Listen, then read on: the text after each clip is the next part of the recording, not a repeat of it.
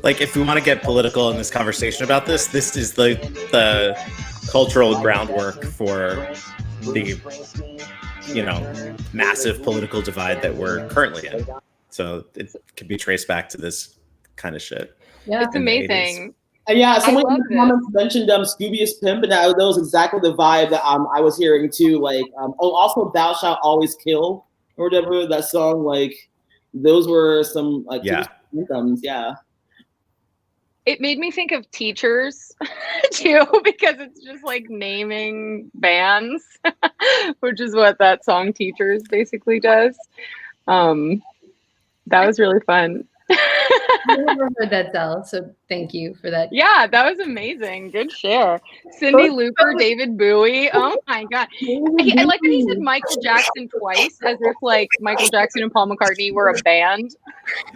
I like some of those people. Okay, yeah, maybe objectionable, but like Herbie Hancock never hurt anybody. No, never heard anybody. Well, Like- I think both of those tracks bring up an important political point, which we've touched on a little bit, which is like the hysteria that was the reaction to dance music culture.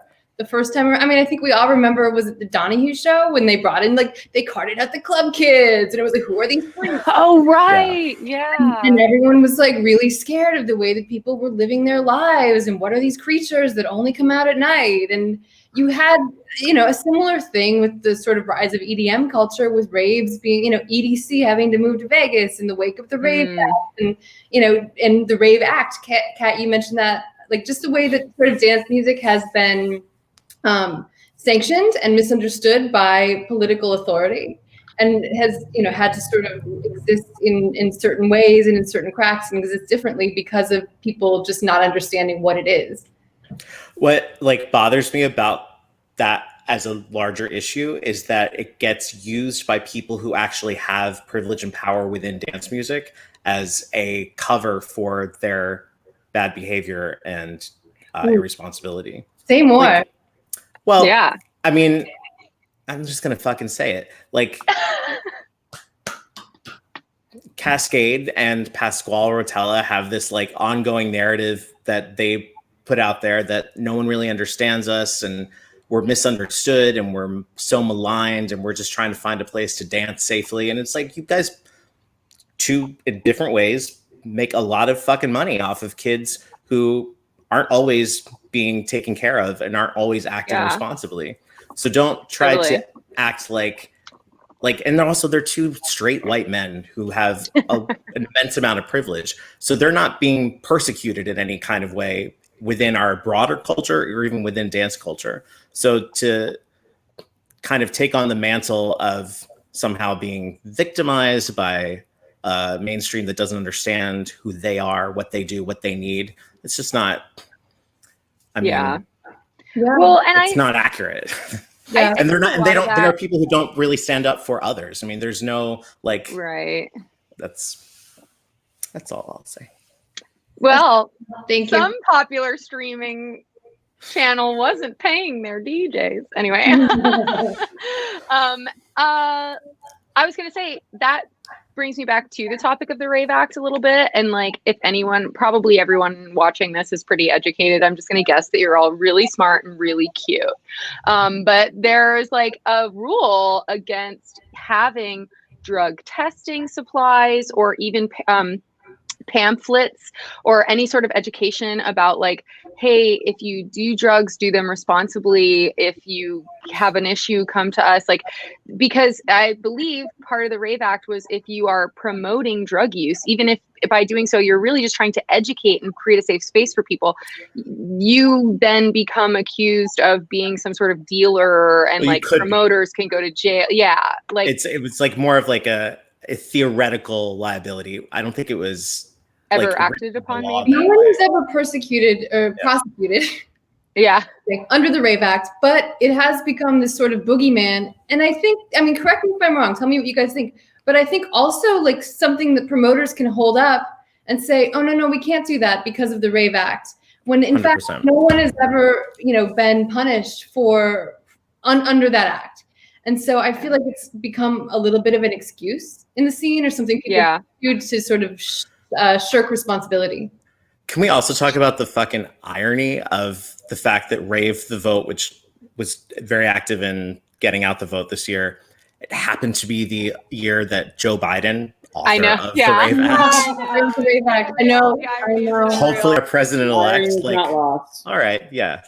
I want to shout out dancesafe.org. Someone dropped that in the chat. And I also want to shout out Oregon for decriminalizing all drugs and say that maybe we are making progress on this issue, because if we can just start talking about drugs and the reality of them, it's like, look, abstinence education doesn't work with sex ed. Abstinence only education is not going to work with drugs. I'm sorry. It's just the way that it is. We have to start talking about it. Dare did not stop me, buddy.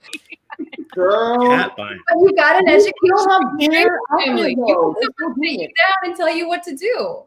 You know, it's like that's where the juice lies. But you're not getting it from your government organizations, obviously. It'll be interesting to see what happens in Oregon, where it's a relatively rural state and a small population. Yeah. And like, is that something that could scale to California or Florida or? Right. Yeah. It'll be interesting to watch.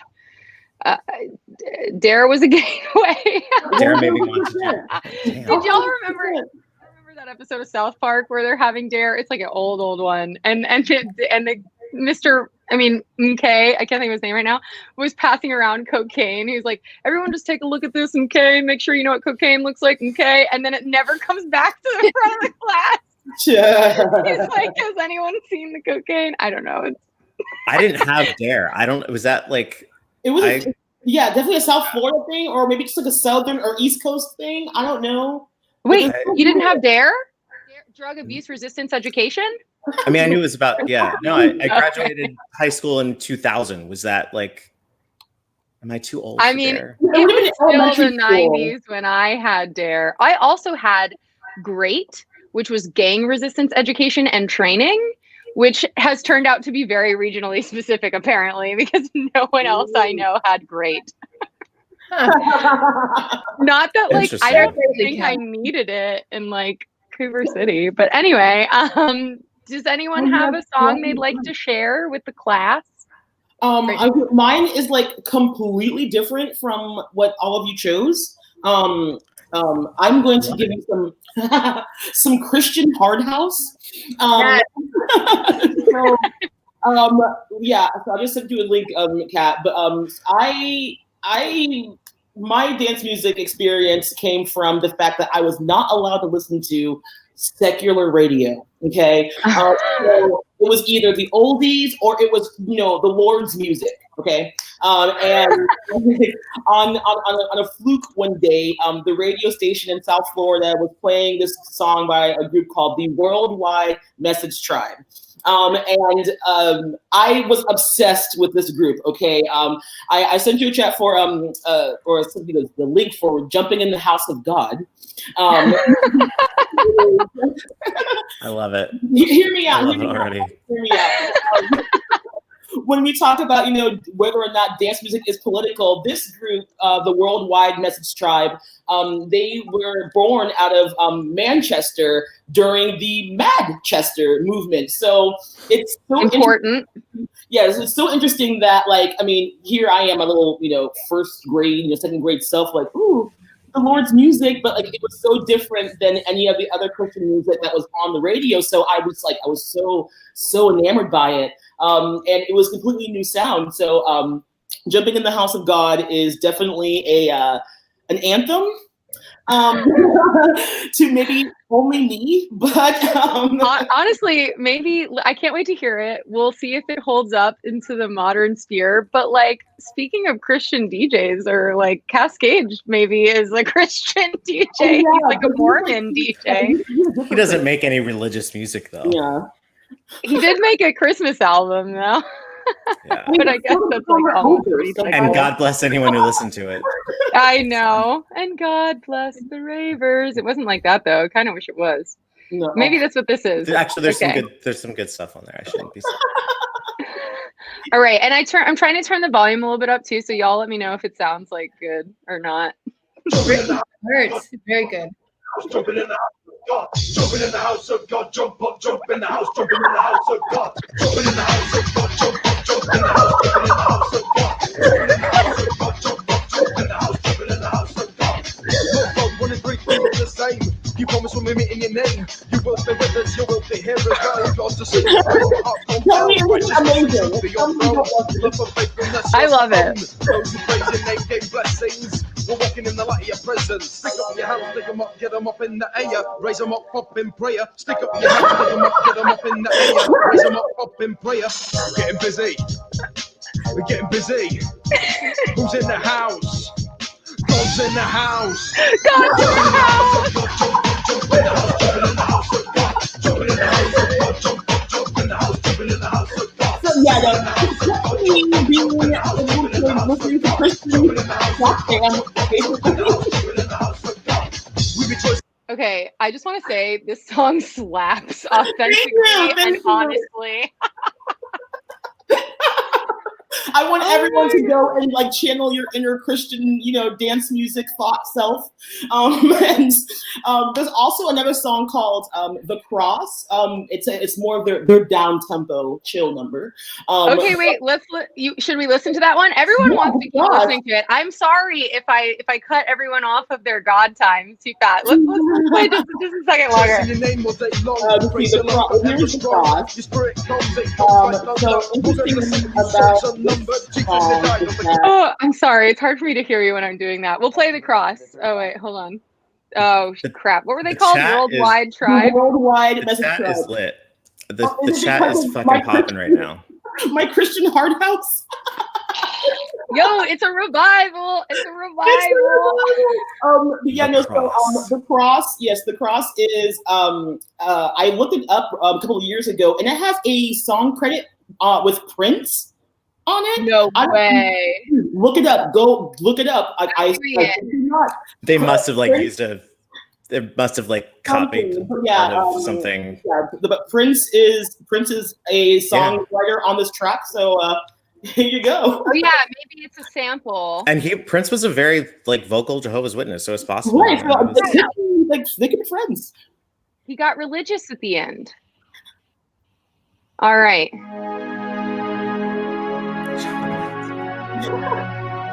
It's so Euro. The best part though was that my mother would only buy this music at the Christian bookstore, so you would actually order it from the UK. Next to Michael W. Smith and Jars of Clay. Jars of Clay. Jars of Clay.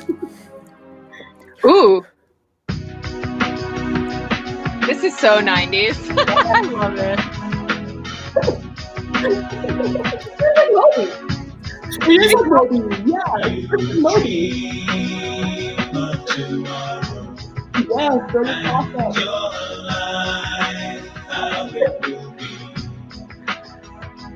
When days filled with sorrow, how you'll find. Very Enigma, I agree with that. Yeah, agree. Clear Moons, Volume 3. Also, I'm going to go back to a deep cut. It's kind of like a light version of Crash Test Dummies. Remember? Yes. Oh. Yes, pure mood. Pure Christian mood. How did this song make you feel? Say what? When you were young, when you listened to this song, how did it make you feel? Oh, okay. So here's the thing: is that both of my parents were very into music, and I have to stop it to hear you guys, but I want to hear the story. Having Christian radio, it's very much like pop radio. It's the same songs. It's audio adrenaline. It started to play on the same stick with repeat. So the fact that was even played on that radio station is such a fluke because it never happened again. They just. I guess South Floridians weren't ready for hardcore Christian music, I don't know, but like, you know, I had to write down the time that the radio DJ played the song, wait till we got back to the house to actually call the station to get the track ID. Yes, kid, before Shazam. This is me like as a little music nerd in second grade, like going all in trying to find out what these Christian beats were. And we went to the Christian bookstore and they had it in the catalog, but not in the store. So we had to wait to especially order it. Wow, love it. This is literally like, it was everything to me. It was so unlike any other Christian music I had ever heard before. I mean, even electronically made music was still like, you know, new and fresh. So in my second grade brain, it was like, not only is it completely different from all the other Christian music, but it's not like anything I've ever heard before. And like that was all it took. I mean, there's also another group that came out later called Raise. They're in the same vein of like the 18s type ABBA type thing. Like raise, like as in raise the cross, or like raise, like R-A-Z-E, like you're Raven, but you got raised. Okay. So like, R-A-Z, okay. Worldwide Message Tribe wasn't the only Christian electronic music that I had. So, you know, as I grew older, sneaking secular radio was my form of, you know, preteen rebellion. And in South Florida, you know, we had, you know, Florida breaks. So I inadvertently, like, you know, was listening to Florida breaks, not knowing that like there was like another subculture behind it, not knowing that there were like, you know, parties or raves happening. It was just literally me like, oh, my mom isn't home now, so I can listen to the icy. And like that's my story. That is my rave story. Is that I was, you know, jamming to the Lord. Jesus led you to the dance floor. Jesus was like, come with me. I love that. People in the chat shouting out icy. Icy. Yes, icy. Baby Ann, Zone Record, make some noise. Oh my God. That is such my upbringing. It's everything. I love me some. I remember a time when like Icy and DJ3 were like both seen as like equally like relevant, and I don't. But back in my day, anyway, but yeah, in Florida, DJ Icy is. He's a legend. Yeah. Is it possible that like all message music is just by design derivative? Like, is that a thing? Because I'm not saying that like I don't like those tracks that you share, Brittany, because they're really neat and interesting, but they obviously sound like other music. There's no right, totally. Yeah, some of those songs were coming out in like 91, 94, you know, so of course the like I think the reason why the group formed in the first place was to you know, preach the gospel, but also sound like the music that was coming out. So yeah, that's, you know, circling back to the original, you know, point of discussion. Politics in music there's a purpose, you know, like they wanted to, you know, just preach the gospel of Jesus Christ, and the people who had the most attention spans were these freaking ravers. So I guess we should make some rave Christian beats. Maybe they'll like this music because it sounds like this other music that's on the, you know, on the church and the clubs.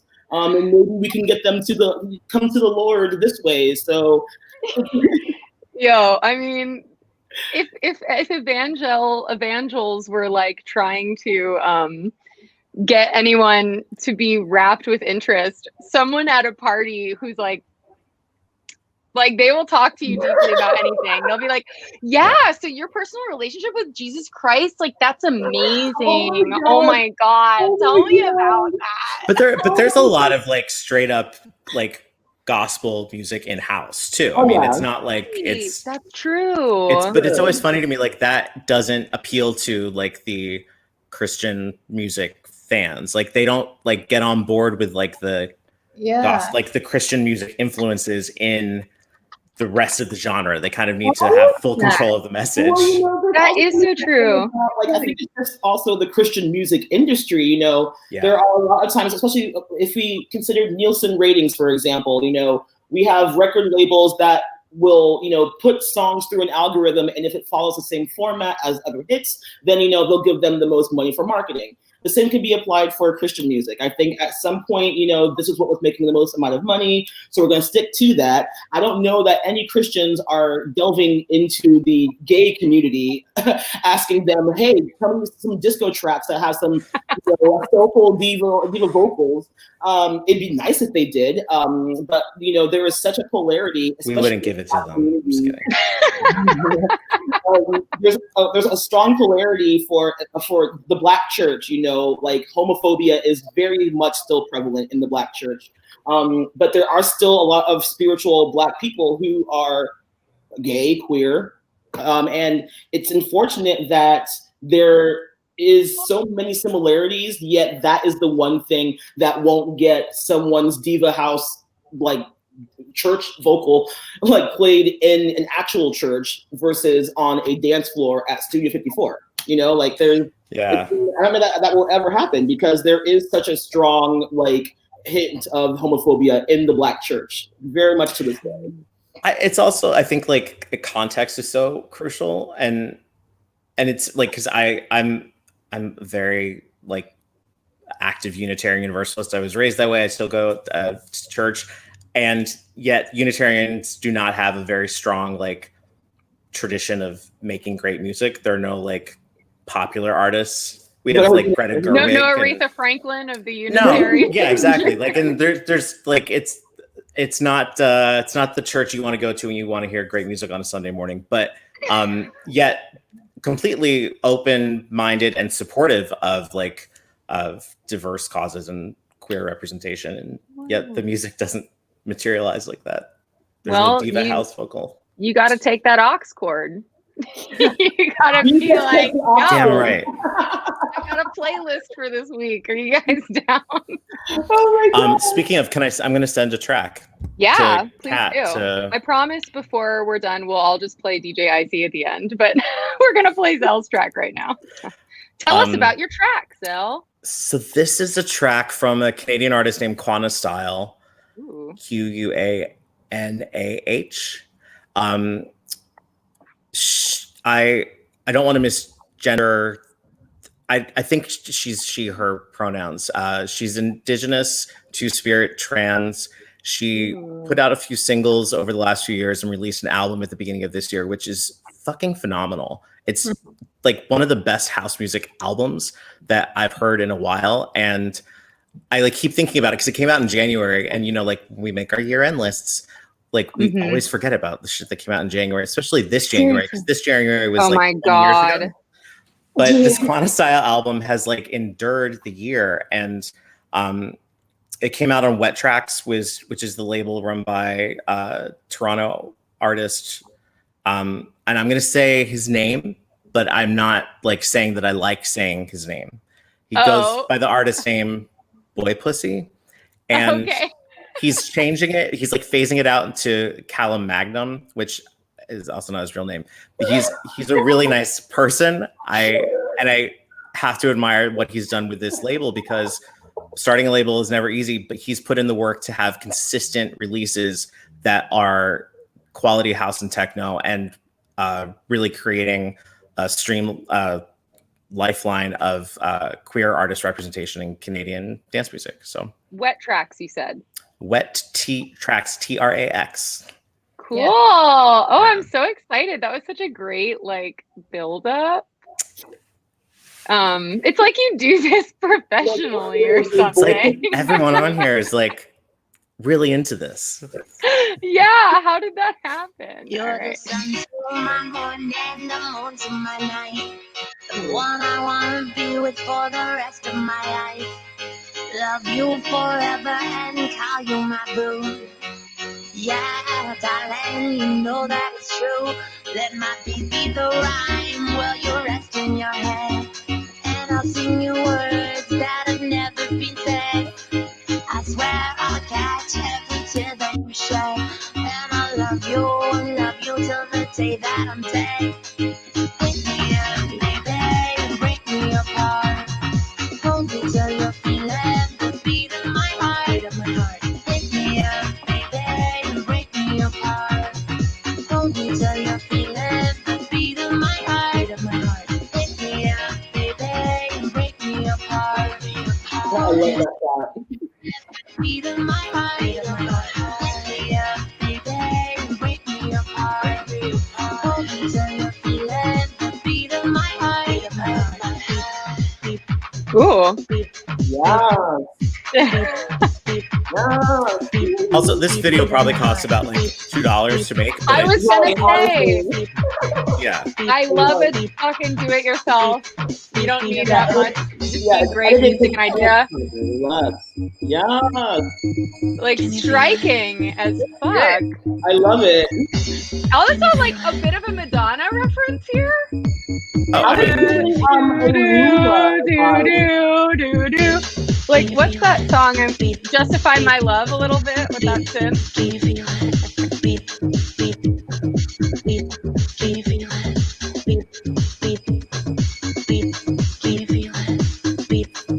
So I highly recommend this album. It's good. Wish my heart out my mind, then get stuck in my head. Let my heart be your home. Come and sleep in my bed. Like the water in a river will move with the flow. And I'll tell you everything that I think you should know. Cause if you had my love just like an echo, I will follow you wherever. Casey, those lightning bolts are even more like beautiful now. The way she does her makeup and like her whole aesthetic. Okay, wait. You were talking. So. Sorry, I was just talking about the lightning bolts, the lightning bolt tats. Like they look even like they're more pronounced now in the way her makeup has kind of evolved since that video. But ooh, that was sick. Yeah, definitely following. Yeah, thank you so much for that. And exactly like you were saying, like I love people who make something really striking and interesting with a low budget, because I think that especially in today's world, like a lot of people think you need a bunch of money and a budget to get something cool going. And I think that that's not necessarily true. If you've got cool ideas, you've got cool friends that are down to like spend a day doing some silly shit with you. Like I'm all about that sort of like, do it, make a cool thing. Do you guys feel like you can assess like star power? Because I feel like it's something we're supposed to be able to do as journalists. And like, I think she has it. I think she's a star in a cheap ass video. She would look like she's a star no matter what. She has a compelling thing about her. Certain artists have, I don't know. I'm never sure that I'm the best like adjudicator. It's really hard to tell too, because sometimes it's luck, sometimes it's having the means, sometimes it's really, there's no way to say anymore, honestly. I do always like to say that talent gets you nowhere. I mean, it's antithetical to what I just said, and I mean it sort of as a joke, but like just being super talented isn't going to break you into like the main stage of anything. Like and also like nothing happens overnight. Like everything that people think of as an overnight success is someone who's been working really hard for like 5 or 10 years, you know, like, or it goes away overnight just as quickly. I mean, that's true. Yeah, true. But I do think that I like to think that I can tell some star power when I see it. I mean, there's an aura around people, you know? And Katie, you brought up Aluna earlier, and not that Aluna George was ever not like amazing, but anytime you see Aluna George perform, you're just like wowed by Aluna's fucking presence. Like, I don't know. She's already a star, so no one has to like argue for her. Someone should really give her a shot. Yeah, come on. Can I share another track? Yes. Yes. Okay. I'll just tell you what it is. It's Ariel Zetina, Zetina, and the track Ariel, is like Arel. Yeah. Zetina. Mm-hmm. The track Channel.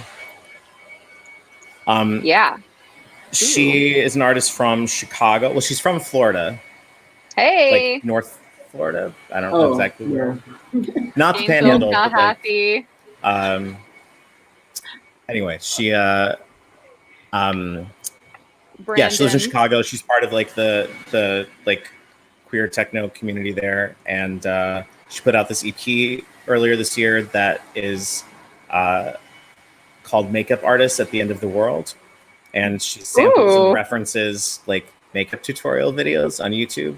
Yes. And it's so like hyper aware of the role that those YouTube tutorials play in all of our lives, because we've all looked at them, because totally. like makeup is currency for how we represent ourselves, especially for like femme, non-conforming, non-binary, trans people. It's not like really even allowed in our culture to not participate in the makeup being the cosmetic element of all that. Anyway, so that's a good point.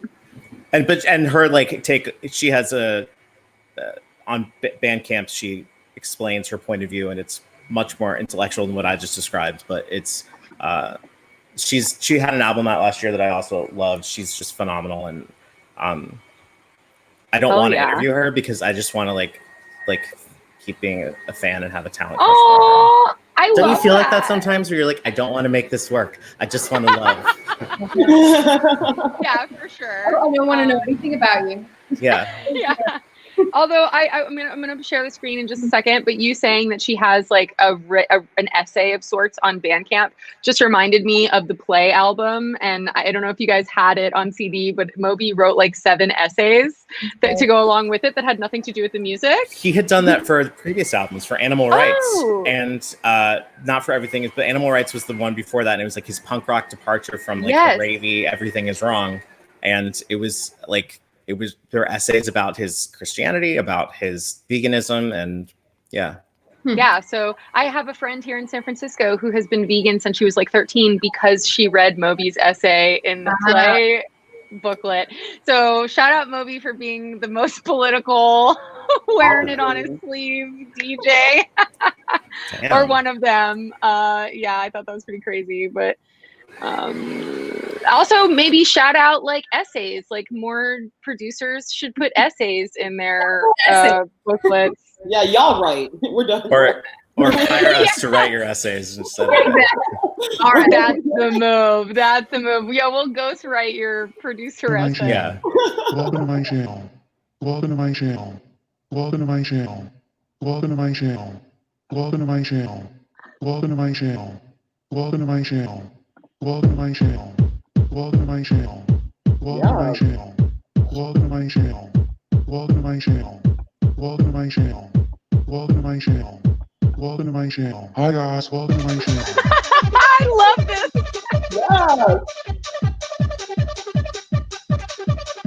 Something about the YouTube intro just like speaks to my soul.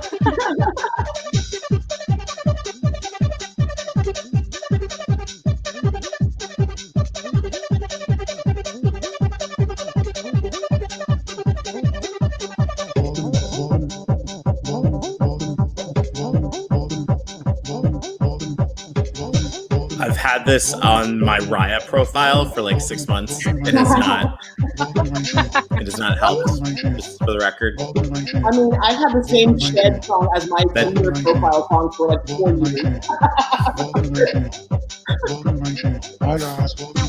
Hi guys.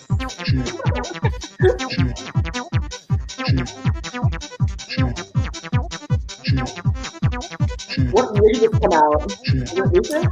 It's out in February. Okay. Yeah. And then I stopped listening to music in March. So. That's not true. True, I was the same way. Yeah, the music didn't. Yeah. Okay, I want to hear Katie's pick. So, like, yeah. Stop mine. You go check it out, everyone. Let's listen to what Katie chooses. Yeah, go check it out, everybody. Yeah, I love the happy heart. Okay. The makeup did look beautiful. It did. In that image, I must say. And anyone that wouldn't respond to that in your Raya profile is not worth dating. So I don't. Yeah. Oh, I'm not pressed. You know. So I had a pick. It's Skrillex and DJ Slink, Saint Laurent. Love it. Why did you pick that song? Well, it's a little bit on the nose, but I interviewed Slink in June. Just in the wake of Black Lives Matter protests, and we got into a conversation about how, you know, it's basically the gatekeeping in the dance music industry is so strong that, he is a very well-respected pioneer of Jersey Club. He is beloved in his world and the people that know him. And, I love DJ Slink. oh, DJ Slink. All right. and this came from him and his manager, that the only way that he can really get a big look is through a cosign. And so this Skrillex collab was a huge cosign for him. But that was the only way that they sort of, showed up on Spotify's Mint playlist. It's the only way that he kind of got this sort of, not the only way, but like they're talking to the fact that it's very hard for an artist like him, a Black artist, to sort of rise up without someone like Skrillex or Diplo or Zad or the Chainsmokers or whomever. The white approval, yeah. Exactly. Getting the stamp of approval from a white producer. And so the thing that's really fucked up about that too is it's not just giving a fee to Skrillex. He's cutting him into his publishing. He's giving away a percentage of his ownership of his own work so that he can get that work to a broader audience. Right. It's a fucking devil's bargain. But and it's so interesting what he said too. And I didn't know this until I spoke with him, but he said that he really worked with Flostradamus on their sound. Like he was one of the architects of that, very popular, massively popular Flostradamus hard trap sound. Like his work is out there. We just don't know it's him. Yeah. That's really interesting to hear as well. I definitely I love DJ Slink for sure, but I feel that too. You don't see him on although shout him out for now. I think he's curating the club music playlist on Spotify, right? Like I'm pretty sure that happened, and that's you just have to scream and yell and a whole riot has to break out across the country. That's not systemic change. That's just token modification of a problem. Really loud. Katie's article is fucking great. So just Google Katie Bain, DJ Slink, everybody, so you can read that story. It's yes. It's a great conversation. In the future, maybe I'll be better. I can drop chat. I can't drop anything in the chats on this side here. But anyway, the people can Google. I shared the audio, right? That's true. Everyone knows how to Google. With Wale too. Yeah.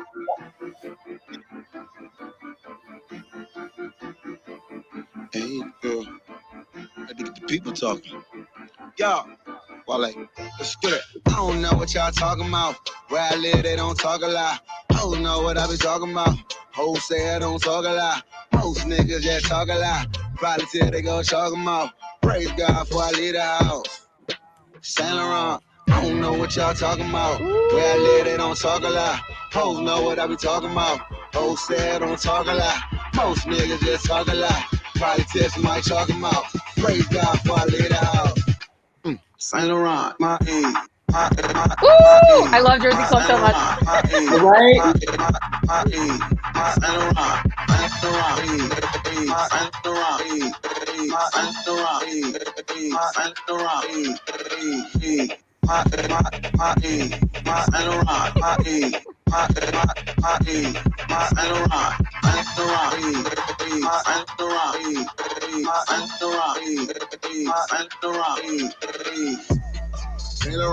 I don't know what y'all talking about. Sabi out of one everywhere, and I'm wet. So sick. So sick. Jersey Club is the best. And quote from that story. It's more concisely saying what I was trying to say before. And it's from Slink's manager.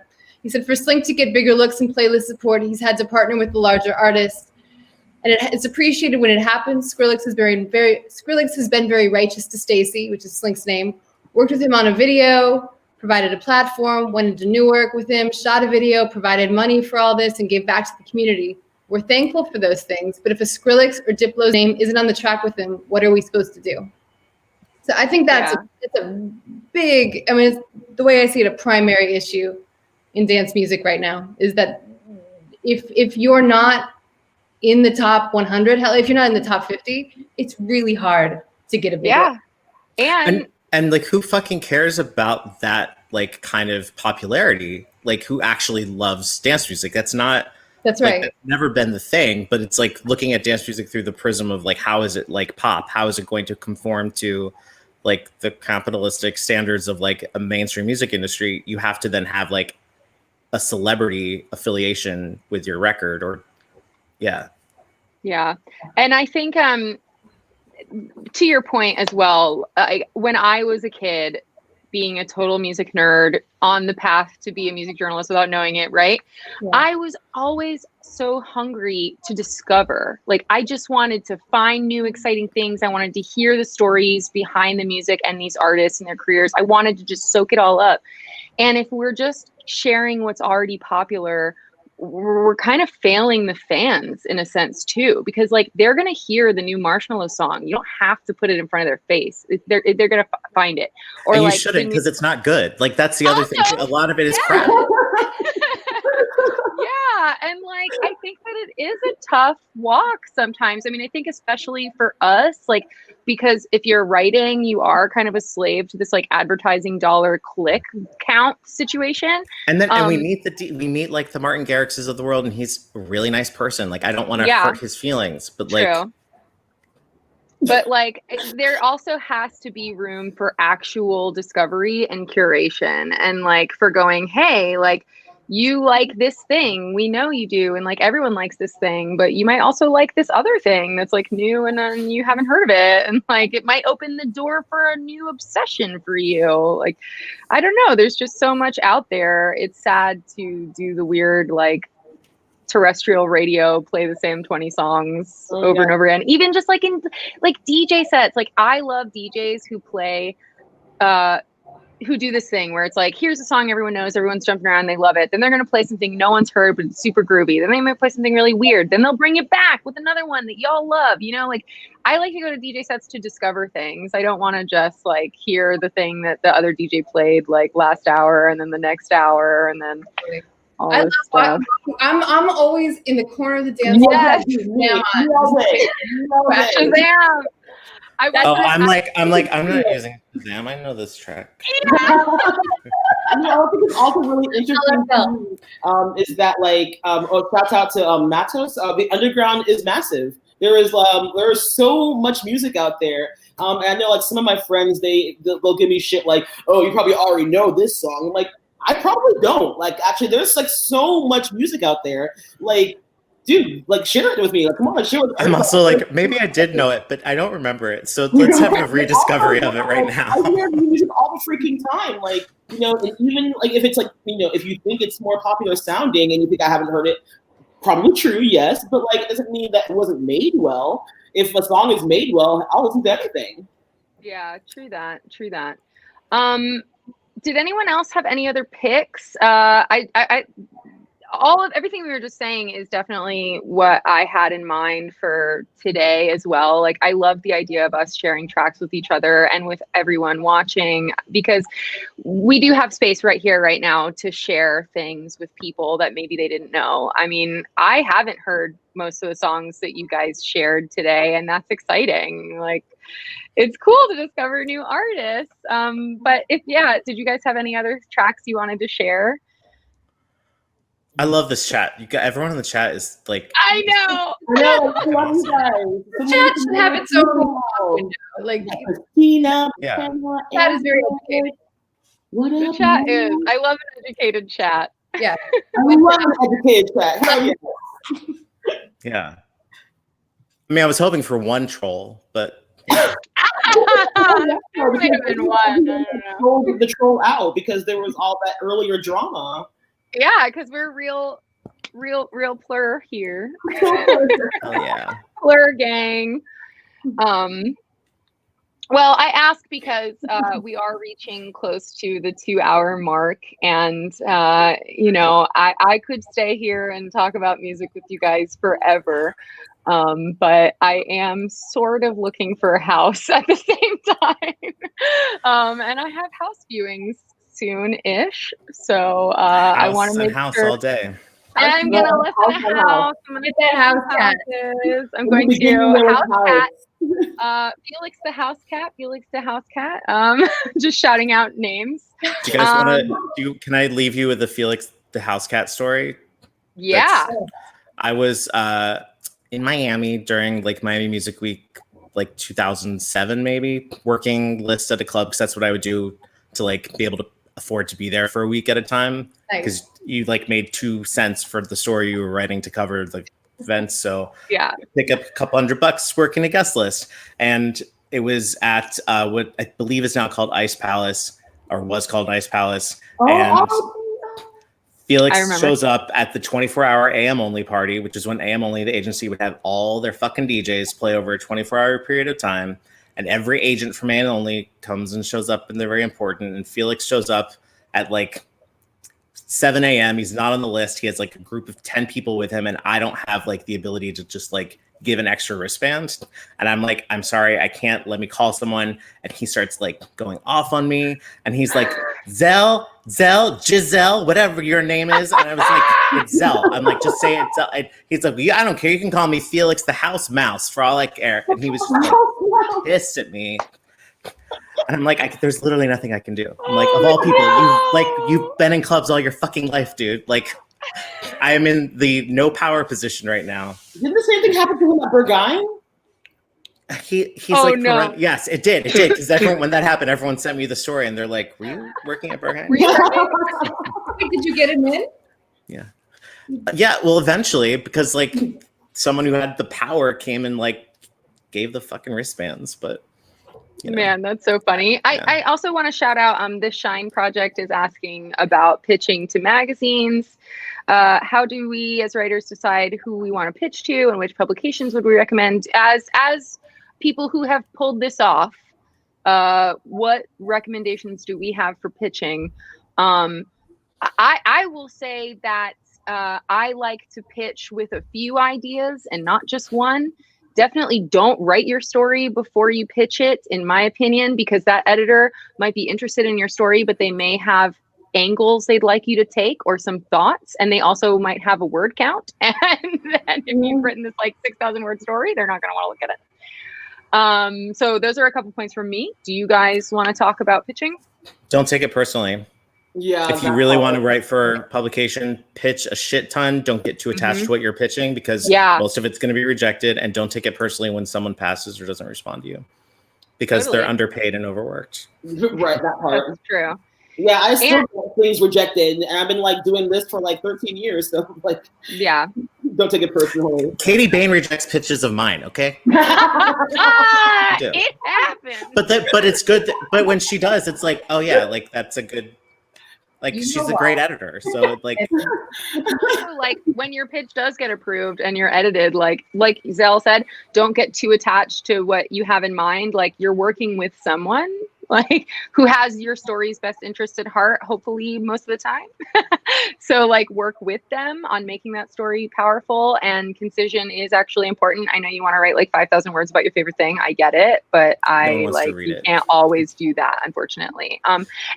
And don't pitch your story to multiple publications, because what if someone says yes and then someone else says yes, and now you're sitting around looking like an asshole being like, oops, I already, I'm sorry. Yeah. I would say right now, to all really good points. Zal, I'm sorry. You know I love you. I love it. You can reject me every day. Okay. Particularly right now, editors, such as myself, are looking for topical stories. You know, artist interviews, artist profiles are great, but give me something that connects directly to the culture. We're living in a very dynamic time. And so if you can connect dance music to politics, to Black Lives Matter, to the environment, something, give me a broader perspective, and I will be more likely to say yes. Totally. I hope that was good advice. The Shine Project, I feel like it was good advice for me. And I did promise that we would listen to DJ Icy, so I want to play Escape by DJ Icy. One more song. And then if anyone has like a question for us as journalists or editors, like feel free to drop a couple more questions. As professionals. And then we'll give everyone like their life back and stuff. Professional what is the question, however. All right, here we go. This time, old Florida. Oh, rave me out. Rave me out. Yo, where are my glow sticks? Do we need real glow sticks? I need Jenko pants right now. Do this. Jenko pants. I know that's not how you say it. Thanks, Brittany. Wow.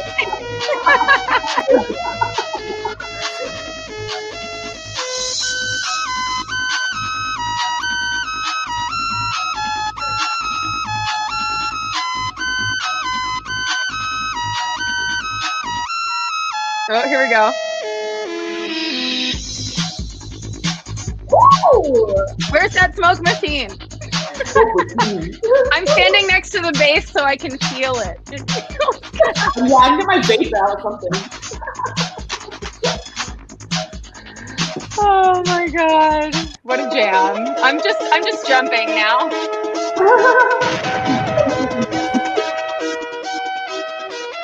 Yes, bring out the candy, Christina. Got the Vic. You're getting the light dance. One more drop, one more drop.